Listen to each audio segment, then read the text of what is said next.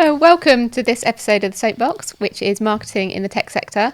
I'm really honoured to have three great guests today. So we have our very own Charlotte, CEO of Ice Blue Sky. We have Kim, CMO of Natilik. And we also have Dave as well, Marketing Manager of Ampito. So we're really here today to talk about the challenges in tech marketing. We all know it's got a lot harder, so we want to talk about what are the challenges we're seeing, how are we really solving those, unpicking some ways that we're finding to solve those, and really just talk about our opinions, right? So I think maybe if we start off with thinking about why do you think it is more challenging marketing in the tech sector right now, and take the opportunity as well to kind of introduce yourself a little bit more if you'd like to. So Kim, maybe if we start with you. Yeah, so I think with the industry in general, I think ever since kind of COVID, things have changed. I think that the selling motions are very different than what they were prior to COVID hitting. I think kind of face-to-face interactions are definitely less likely to happen. And I think overall people want to consume information or have things still convenient. Like convenience is going to always be top, right? Everyone wants it in the most convenient way. But I just think that the way in which we sell and the way that we need to go to market needs to adapt to that people aren't always in the office. Hybrid working is here and it's here to stay. And I think it's much more difficult now to sometimes to reach them. And I think that we have to kind of make some changes, and we have to change and adapt our go-to-market channel to make sure we show up where they want us to be. And I think that makes it a bit more challenging for us as marketers. Yeah, absolutely, because it's ultimately how the buyers want to engage with us, not how we want to sell to them effectively. Yeah. And what are you finding, Dave? Yeah, so just to build on that, I think the buyers are much more aware of our playbooks. So they kind of know what the next step in the process is almost. Yeah. There's a desire, I think, like Kim says, they want to have really good conversations, but they want to have a very select number of conversations. So that kind of, random acts of marketing just doesn't work anymore. So I think in our situation, we're resellers, we work with several vendors. The traditional tactics that we're being encouraged to use, or where we can get funding, don't really reflect the buyer landscape that we have today. Yeah, that's true. Yeah, I would agree, because certainly one of the things we've seen, and and I'm going to very much age myself right now, but I remember when I started in the early 90s, it was much more binary and much more one-to-one in terms of sales relationships. So to your point, but I think we really see a disconnect between what the buyers are looking for and what a lot of tech companies are providing. Mm-hmm. So when you get a buyer in, or you get a lead, we get a signal. So they've downloaded something, for example. From our perspective, it's like, okay, now I want to sell to you, I want to convert you, I want to bring you down the funnel, I want to do whatever. Whereas for the buyer, they're in the mode of education. They're like, I want to be educated. Yeah. I want to be able to tell the difference between these different types of solutions or these different vendors, for example. And I think that's it's a big disconnect. I saw a stat at the Ignite conference from B2B Marketing earlier this year where they said, I'm going to make the statistics up because I can't remember the exact numbers, but it was like in the high 80s where buyers were finding it almost impossible to differentiate between technology solutions. Mm-hmm. And I think that's indicative of that gap that we're seeing. Yeah, no, I agree. I also think that there is so much choice now. There are so many vendors that sell almost exactly the same thing coming out to market. And that makes it very difficult for people to truly understand, okay, which option is the right one. And, and exactly. That's kind of where we see our job, is to make sure we're guiding them correctly to make those right choices. But I think it is really difficult for anyone looking at choosing the right solution at the moment and making those decisions. Definitely. It's a challenge. And I think, sorry, Dave. No, I was just going to say, I think it is, again, that there's just a disconnect between having that first contact and then being able to bring it through to a meaningful conversation. Mm-hmm. We all try our funnels and we all have things, but in practice, it's very difficult to manage that. And I think, so maybe smaller companies like ours, one of the issues is having a really good data platform, and that's not easy to do. No. But the more, as you try and get more sophisticated and understand where people are in that buy cycle, you need to do it. But we're still in the lead generation loop in some respects. Well, and that's it, isn't it? Because we're all targeted on you know, was it Serious Decisions came out with the waterfall model a few years ago. Yeah. And that's how everyone in marketing is targeted now. Yet it bears no relation to what actually happens in real life, where buyers, they definitely don't go through the funnel sequentially, which buyers, if you could, that would be great, but they don't. So they leap around all over the place. They come in at different levels. And yet we're told, okay, your only measure of success, for example, is the MQL, which doesn't really relate to what's going on. No, and I think that the expectation from a lot of people in sales now is that the MQL is not necessarily even good enough anymore. Absolutely. Agree. Yeah. They want it much further along. They want it almost like for marketers to hand over a fully qualified, like a sales qualified, contract. They just want it so much further along, which is near impossible for us to kind of to get to that stage without holding on to sort of those leads or those potential opportunities for a lot longer, which means more time on marketing to be like making sure we don't all have infinite resource, do we? Like, let's be honest. Unfortunately, no. Which we would love, but we don't. And I think it's just then much more challenging for us to make sure that we're giving them that quality that they want and expect. Definitely. And sometimes maybe we do miss the mark a little bit. And I think that that's okay, and we just need to work with them to I think it's also that. a reflection of the sales landscapes where we changed as well, in that you know, I agree with you. Sometimes I see our guys and they almost expect me to hand over a fully realised opportunity. I'm in marketing, I'm not in sales. So, but I know the pressures that they're under, and it's you know, it's getting harder and harder, especially when you're selling into enterprises, to push opportunities through. Yeah. So it's a real dilemma. You're generating these leads, and then you're looking at your reports going, why hasn't that lead progressed? And you get the classic sales guy on the road saying, I'm just too busy. Can somebody else take this up? Exactly. Could marketing take this up? And maybe there's an element of that. Well, there's a gap with filled there, programs. isn't there?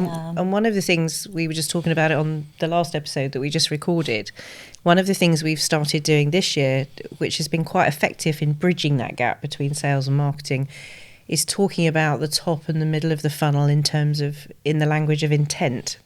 So not using intent software necessarily, but saying, okay, we've got top of the funnel and we've got these 40 companies or 10 companies, if you're doing ABM, showing a score of 80% on intent through the lead generation or the ABM activity. And then the middle of, and talking to sales in that language.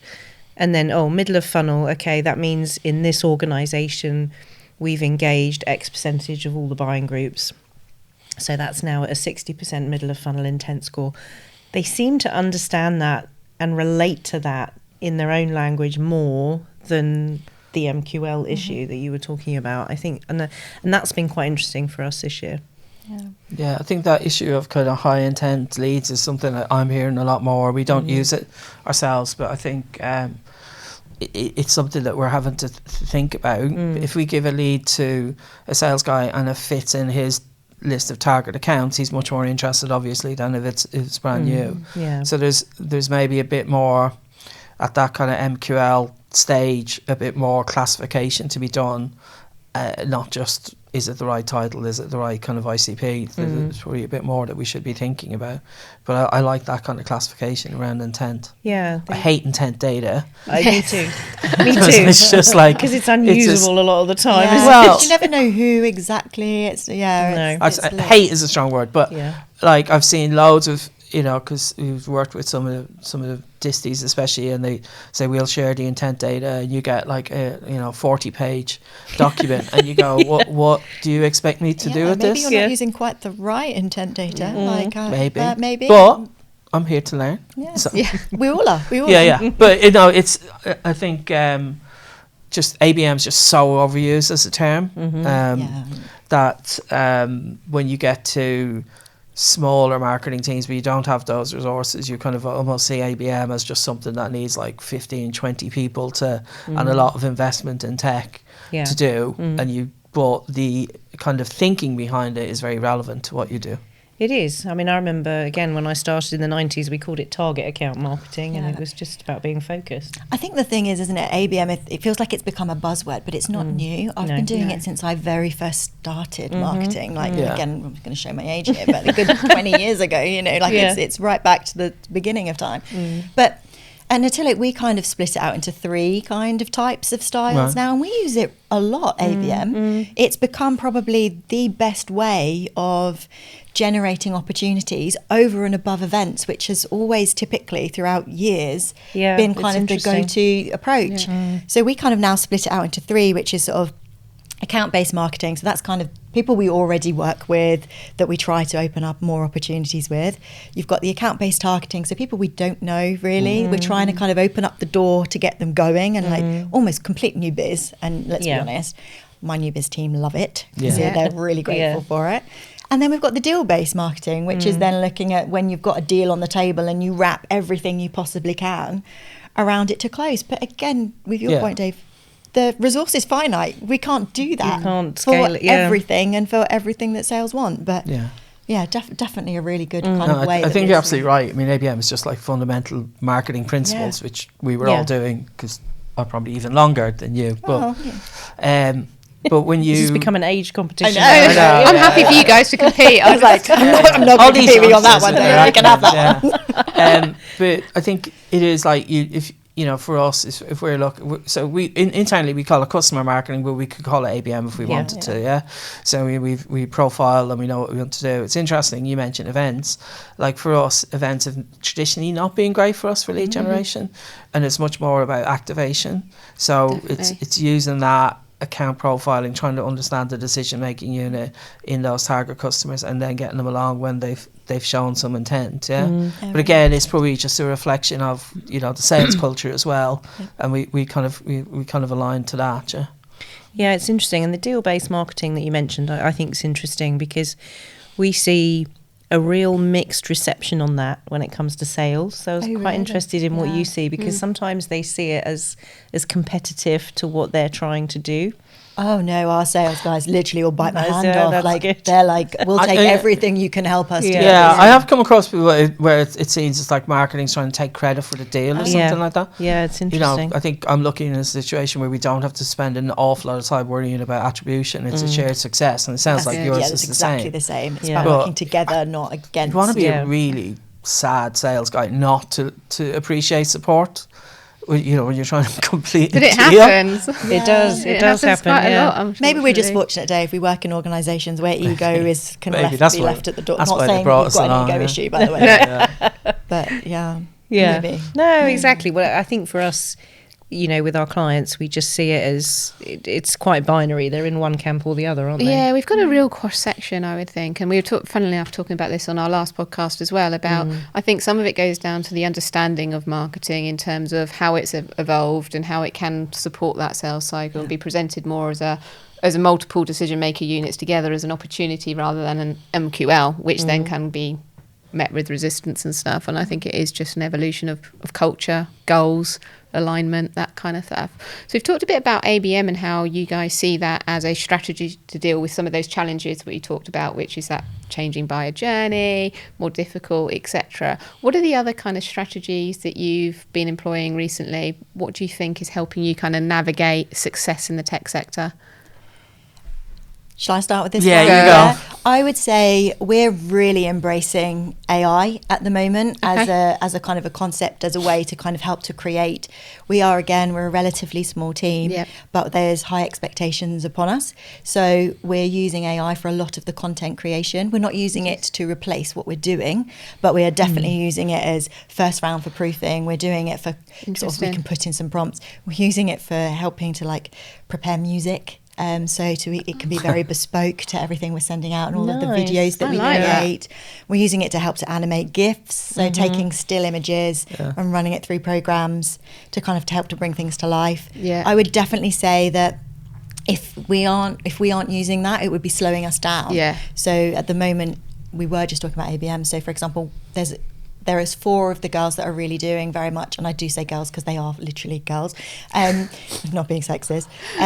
They genuinely are turning around probably 40. So that's 10, they're really able to kind of really deliver, but they're using AI to help with that. So it speeds up the research into the client. It's really helping. I think I'm probably slightly behind your evolution. But, you know, we probably, like everybody else, started with AI, and it was like, you know, getting over the blank page problem, and then you quickly realise that blank page is now filled with crap. So, you know, we've using it more and more to like actually help us as we're going along on the process. But what's interesting to me is like, and you know, managing a small team, you know, we have HubSpot has a remix capability. You know, we produce a blog post and you get your first draft email, you get your first draft LinkedIn post or whatever, and that really helps, especially the junior members of the team, really just get an idea of, okay, I can get going on this. So I think there's a huge amount of potential for us to do more just quicker, as you say. It just allows. One thing that is interesting is, like, you know, compared to when I was like working maybe even 10 years ago, you know, to do some of the things you're describing with a video or with music or with graphics, you would go out to an agency, but you could do those things internally and then decide when you need really good high quality help. And that changes how you manage your workflow. Definitely. Greatly, I also think it opens up the doors for a bit more inclusivity, because, you know, I can say this, you know, there are people that in Natilik, and also my own sister has dyslexia. And without things like having AI to help them with the writing side of things, it gives them confidence. So they're now not afraid to try to give it a go. Whereas previously they'd be like, oh, writing's not really my strength, I'm not going to do the copy. Is it okay if someone else does that and I'll focus on the event? And now that's gone. So it's amazing. Just opened up the door for much better kind of diversity and equality in amongst the team. And I think that's it. Like, AI is an enabler, ultimately. Like, if you have to put it in a bucket. It's a tool, isn't it? Absolutely. And Charlotte, we've got a tiger team internally around AI. So I don't know if you want to share a little bit about, you know, the practical ways we can. I mean, we've been on quite a big acceleration of AI this year. I think it was about 18 months ago we started playing around with it, and we've been through that phase where you're like, okay, well, that's a load of crap, we're not going to use that. So sort of honing it, understanding how the different tools can work together. So that's been, and we've been doing that from a manual point of view. So into 25, it's looking at agent AI, which is basically where you connect it all together, and then that can really deliver some fast things. I think it does really help with that blank page element that you talked about. And I think certainly what we've seen is you have to have experienced people to use it, to know that it's good or not. And you have to really refine not just the prompts, but the tone of voice, the writing style. But if you put effort into that, it delivers really good results. I think there is a downside, which is, as marketers, we're naturally curious people. And there's just so many new tools coming along. It's just a little bit of, look, I could do over there. And as you say, it's like, how do you focus on where can it help you on what you need to do, rather than getting enticed, but there's a new tool that I could use. And when you want to try and produce an image that suddenly has 3 arms or something, it's like, wait, that person's got 3 feet. You're like, oh, that wasn't quite what I intended. But we're also using predictive AI, which is part of machine learning. And that's really come along leaps and bounds because of the increase in hardware capacity.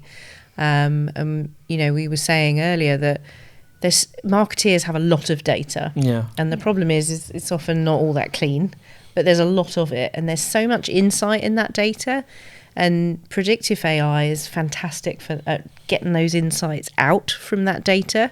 And you can clean it up quite quickly, and then you can extract all these insights, and then that helps with content creation, because, you know, you can sort of extrapolate, okay, this job function, these types of companies, this channel is like the perfect combo for XYZ. And then you can sort of connect the dots on all of those things in relation to the data. And that's been really interesting, hasn't it, this year? Yeah, and I think the other side, as you said, is with around the predictive side of things, is predicting the white space. Like, which of your clients, you know, you've got a lot of clients, a lot of data. Where's the white space? How do we refine our ICP even further to make sure that we're seeing increased ROI? I think that's another space that we've seen a lot of success in. Upsell, churn, predicting all of those things. It can make a lot of that account selection process less painful. It's really interesting. Very interesting. I also think that it's becoming, I don't know about you, but it always used to be, I'm going to Google that. Now it isn't. Now everyone's searching. So one of my challenges at the moment is I'm trying to work out if someone searches in, say, Copilot, the leading top, but for our organisation, like, how do we show up for that? Yeah. We've spent so long getting our websites and everything ready, Yeah. SEO ready, to make sure that we're there for the Google rankings. How do we make sure we're showing up now for a Copilot Well, and that's research? where the content is so important. Yeah. Because it's the content that will drive that, isn't it? And good quality content. I was reading yesterday about how Google, a lot of the recent changes in Google and the other search engines, because obviously a lot of the AI tools go there first, they're really ranking good in-depth content much higher than the sort of but to some extent, because I mean, again, showing my age, but people used to be obsessed about the latest release of Google algorithm, and I'll get you to number one, all that sort of nonsense. It's just like, if what's happening is it just forces you to produce good content that has value to somebody, it's again back to first Can't be a bad principles. thing, You're not trying to cheat a system. You're trying to produce something that whoever is going to see that content or read that content will go, okay, I've got some value from that. Yeah. So we can, as marketers, I think, get distracted by tactics and just like focus on what we're trying to actually achieve with this piece of content. And you can't really go that far wrong. No, I agree. Like you say, back to basics. Yeah. that's interesting. So Dave, what would you say is working really well right now? For us, content, we put more of an emphasis. Yep. So I'm in post at Ampito just over a year, and the team is new as well, started this year.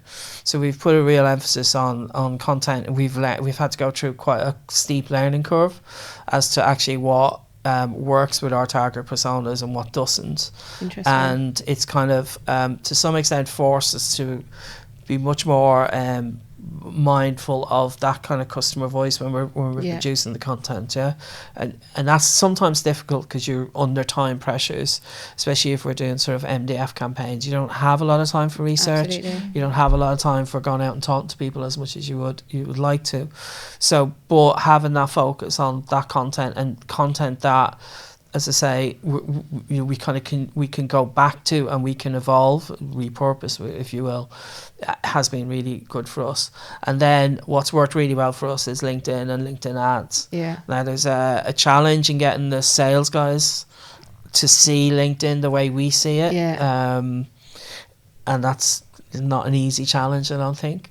But good content in LinkedIn ads has given us good short-term results this year. And I think we've seen the same with LinkedIn. We do a lot around outreach through LinkedIn in a highly personalised way, but we see that as a really good way to scale sales engines, don't we, in terms of the sales team, your sales people, and sort of nurture that way. I think you'd agree, Charlotte, on that one. Yeah, definitely. That's actually what drove it when we started doing it was, how can we, if you've got a sales team of 3 or 4 people, how could you make that feel like 12 people in terms of what they're able to do with their own LinkedIn profile? And agreed, it's 50-50 usually as to how keen they are on the process.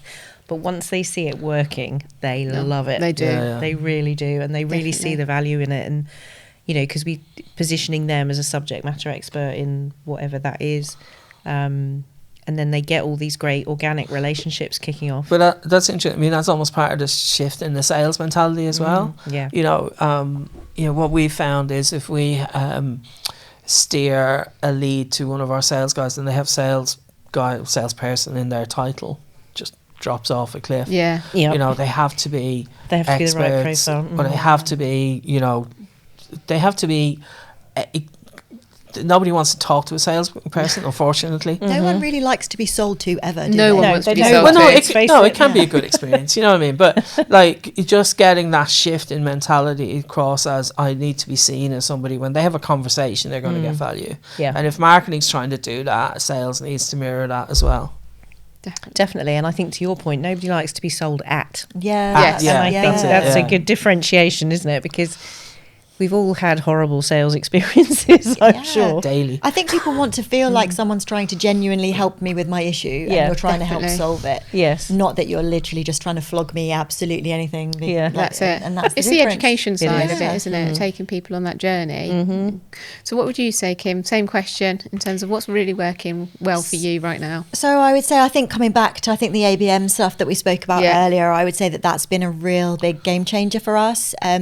Events have always been quite successful. I would say we kind of pride ourselves on putting on really good, innovative, creative sort of events. But definitely from I am broad brushing all of those things I spoke Yeah. about earlier under Yeah. the ABM banner here. But I would definitely say that has, I would say probably 3 times as much revenue than what's come off the back of events this year so far. That's so really it's amazing. massively That's making a difference. Fantastic. Yeah. The other thing that's worked really well for us this year has been where we've worked really closely with our CRO and Yeah. our CEO, and sort of alignment with the vendor sales champions, because that's where we're getting access to resources, we're getting buy-in from their leadership, their sales teams follow. When we get those conversations going, we've got the vendor support, and that's as much about kind of relationship management, but Definitely. marketing playing a part in that Yeah. in relationship management, not just sales guys just talking to sales guys in the channel. Yeah, I would agree with that. I think there are certain campaigns that we've definitely run where sort of marketing and sales have literally been shoulder to shoulder. Yeah. And that is so evident with the success of the outcome It of makes those such a campaigns. difference, Yeah. doesn't It it? really does. Yeah. Like we see it. Sometimes we see We do. clients who want to keep them very separate to prove the value of the ROI of marketing and the ROI of sales. And we always say that's completely the wrong thing to do. We need to bring those together to Yeah. accelerate the results. So, And yeah. it is sort of to your point earlier where you said where sales expect marketing to be involved a lot longer in opportunities. 100%. And we see exactly that in ABM, and we see sales have to get involved a lot earlier with the relationship, which is where a lot of that LinkedIn one-to-one stuff comes in. But marketing does have to stay involved longer Yeah. because there's so much more to do to so many more leads that a salesperson doesn't have the time. So it's really crucial that they work together. And marketing needs to understand how Yeah. this is being used and what value the customer's getting from it. Yeah, And it's back to this thing of like when you get asked to do a case study and you have not been involved in it at all, Yeah. where do you start? But Exactly. if you've got that, you've done the deal support, you understand the value that the customer is trying to get out of this, it just adds to your capability as a marketer to tell those stories. 100%. I would say, and I don't think this is necessarily new, but it's definitely becoming even more and more prominent in every transaction, is every single touch point now of the customer journey, marketing is involved in. So whether or not that is from the very initial, are they even aware of who you are as a brand, right through to making sure that they renew afterwards. Yeah. Definitely. It's the whole way through everything. Yeah. And that advocacy piece. And, Yeah, I genuinely just think it's just becoming more and more. We're just, and it's a challenge for us, Yeah. right? Because that Yeah. stretches us. Yeah. Well, and if you think about it, if you think about consumer marketing, that's what consumer marketing does, doesn't it? Yeah. They tend to own that customer life cycle. I think it's so crucial. And when I was client side, like for example, I used to sit in on the weekly sales meeting. Didn't really contribute, but just listen to all of the conversations, because that's how you start to get an understanding of, okay, what are those touch points, as you were saying, and where did they need to go from a life cycle point of view? Yeah. So as a final question then, I'm going to start with you, Kim, actually, because you just brought up the how now marketing is that whole life cycle approach. Yeah. Ultimately then, as a marketing leader in your organisation, what would you say is your ultimate goal? I genuinely, from my goal, from my standpoint, is I want to make sure that everyone is learning, first and foremost, Yeah. like in the team. I want to feel that they're all growing.